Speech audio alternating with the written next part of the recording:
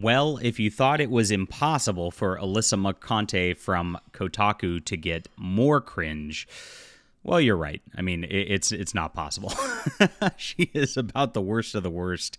And her week where she was attacking Vera Dark over the 4th of July, actually giving her threats unless Vera Dark stopped covering her, shows exactly how weak and petty these people are in the mainstream media. They are just cowards. They are liars. They are agitators, and this is just par for the course, my friends, because it just gets cringier from here. But I want to make fun of something different today, a little more lighthearted, because she went kind of crazy in regards to Star Wars. So if you don't know who Alyssa Mercante is, I'll give a little brief background for you. She's a Kotaku journalist, and there's a little bit more to the story than that, because it's not just the fact that she's done normal journalism that's gotten her on everybody's radars. It's something else entirely. But please, guys, this is my Fandom Pulse Substack, and I tell the stories that nobody else does in the mainstream media here. Please sign up for it. That link's in the description below, along with something else, my Stars Entwined. Now, if you like Star Wars and you like good science fiction, I've got a full trilogy here for you to enjoy. It's available on ebook, print, and audio. Yeah, that's right. I'm a science fiction author, journalist. I do everything here in order to help change the culture for the better. And I really appreciate you guys coming in hard for the channel. You've got so many books these last few months. It's been amazing, and we appreciate you. Make sure to hit the like and subscribe button as well, and let's get back into this nonsense here. So Alyssa Mercante got on everybody's radars, mostly because of the Sweet Baby Inc. controversy a few months ago, which is a company that was, of course, grifting off of DEI stuff.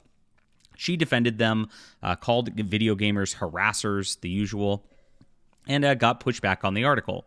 Once she did, tweets went protected. She started complaining and became a professional victim. Now, Alyssa Mercante also, in addition to her Kotaku work, posts some scandalous stuff to OnlyFans, trying to get people's attention on there as well. Just a serial attention whore online.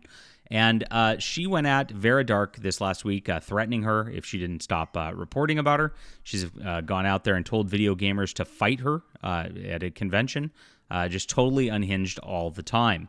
Now, the funny part here is now she is simping for Star Wars.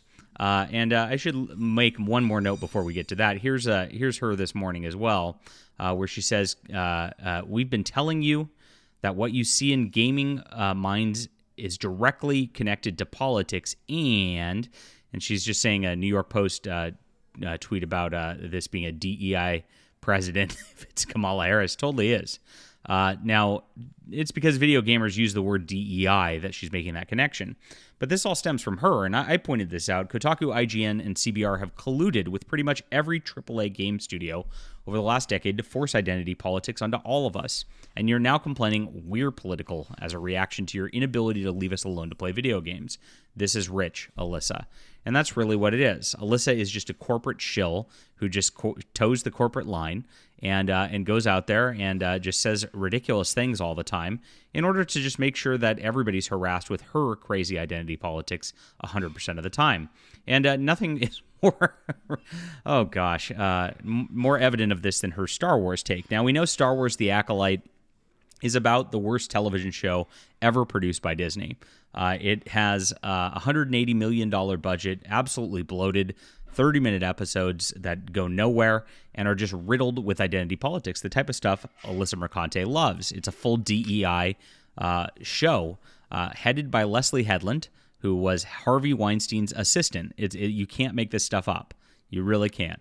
But in the last episode, there was a weird thing where the Sith character, the dude from The Walking Dead, strips off all of his clothes in front of our, LGBTQ black superhero chick, and he just stands there after getting out of the water. Now, she stares at him, and I don't know if it was because of the shrinkage, because he was in the pool. That's very important, and it does happen, my friends. Just watch Seinfeld.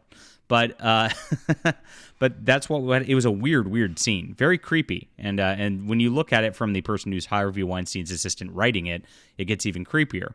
Now, these people in the woke media have been complaining about objectifying women in the media forever.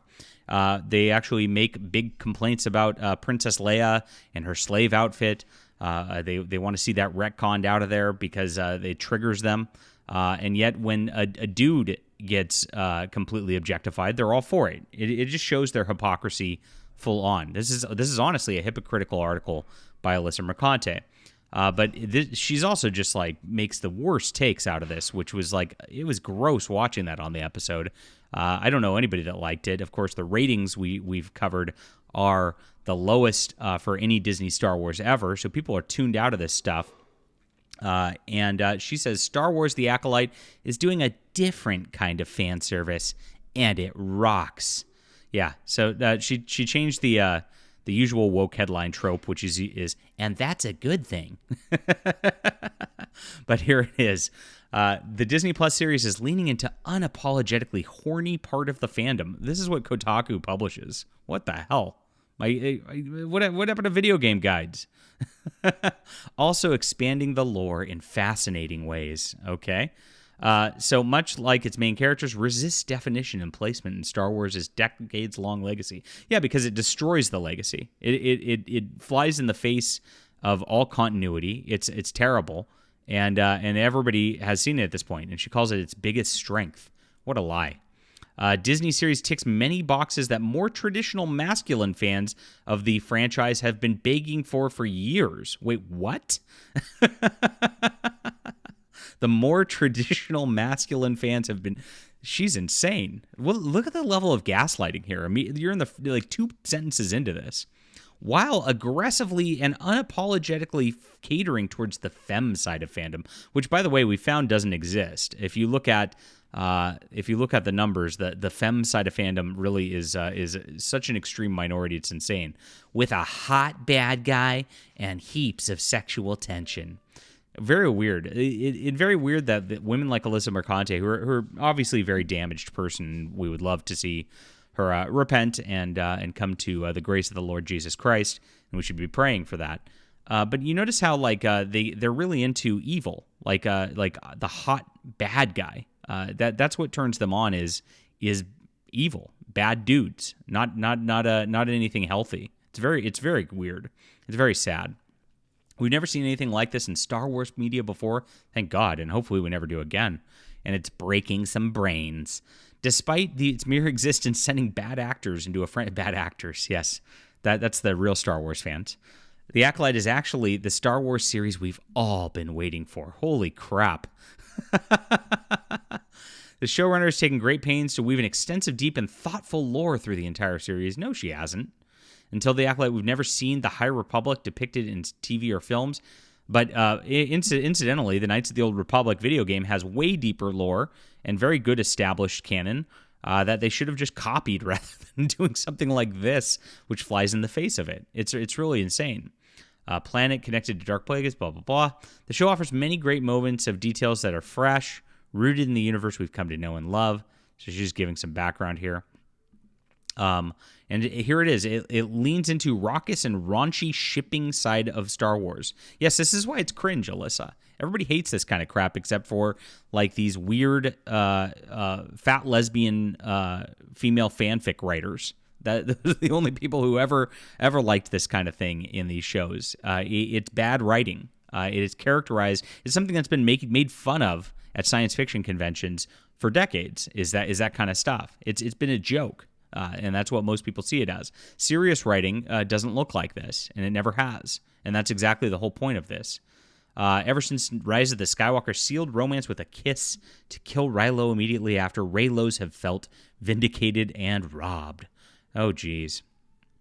The internet has gone wild over how unapologetically sexy Kimmer is, and praising the powers that be for finally giving them some good effing food. What the heck? Why does Kotaku allow this? This is crazy. But the most notable is that the series marketing push leaning into horniness. This is weird. So so she's admitting Star Wars is becoming like a porn parody of itself. Like I'm dead serious. This is so wild. The official X posted a goddamn fan cam. Oh my gosh, she is so cringy. It's crazy. So this is it. She calls it a big step forward. Just to be forced backwards when Disney caves to right-wing reactionaries complaining about every Mary Sue. She admits they're Mary Sues. Look at this. They admit it's a Mary Sue character, always.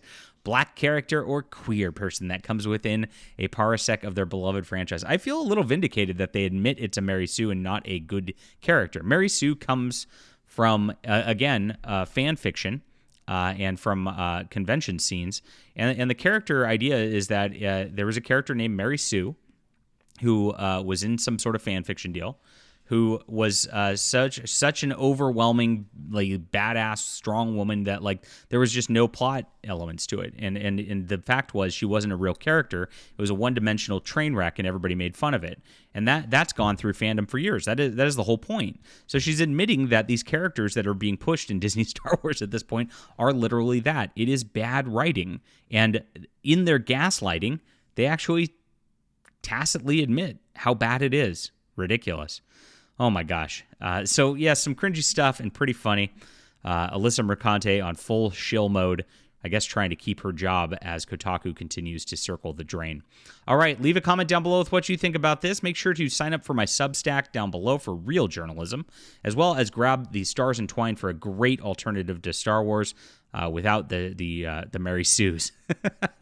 I appreciate you guys for reading the books. Hit the like and subscribe button. Leave a comment. We'll be back soon.